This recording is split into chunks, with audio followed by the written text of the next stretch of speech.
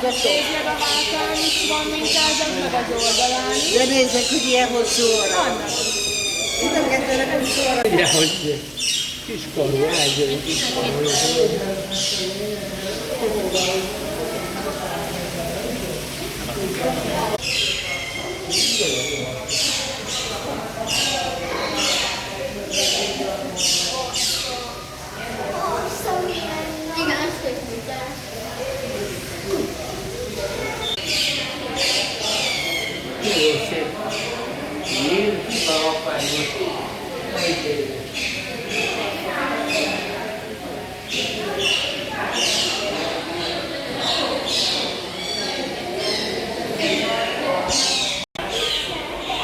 Úgy van a szája, mint a sápán. De jó, mi? De jó, mi? De szépen. Oda megy. De nem tudsz egy méteres. Úgy igen, hogy én csináltam. De ez nagy.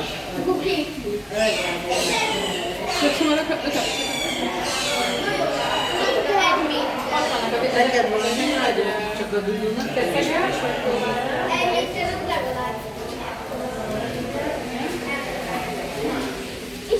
Most lesz.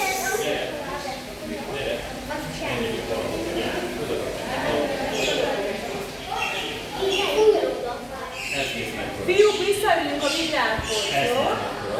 most fel. Gyertek ide hozzám, gyertek csak, drágák.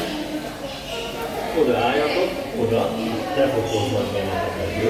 Te is állj a tesó mellé. Ide nézzetek én rám. Ide nézzél én rám, amíg fotózok, addig legalább. Nézzél rám.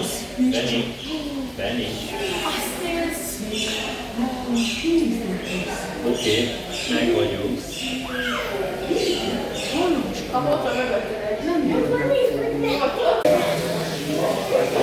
És akár egy tőle neki tudják ütni, és ezáltal ki tudják nyitni. Vagy egy intelligens fajról beszélünk, tehát kirakja a napot, és ezáltal a természetes fermentáció folyamatnak köszönhetően kinyíl a kagyló magától.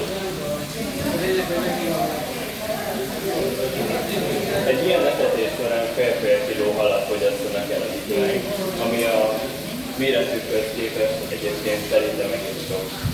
Ők a világon a legkisebb vitrafaj, ugye az ázsiai dögbeoljú vidráról beszélünk. Ez az a vitrafaj, amit egyébként házi állatként is szoktak tartani az emberek. Rendkívül áramvonalas, ennek köszönhetően rendkívül jól tudnak mozogni a vízben. Illetve a hátsó két lábuk hátját, amiben szintén nagyon jól tudnak mozogni.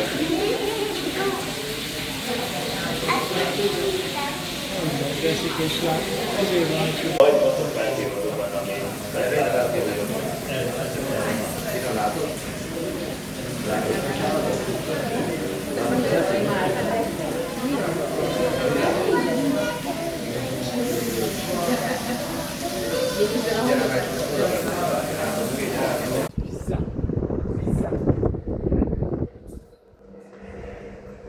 Leviszi a sapkát, leveszi a sapkot.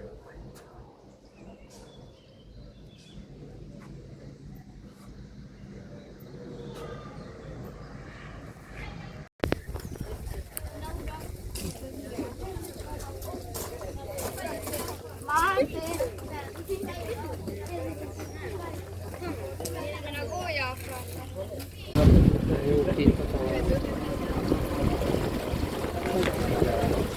Vízi sétálni,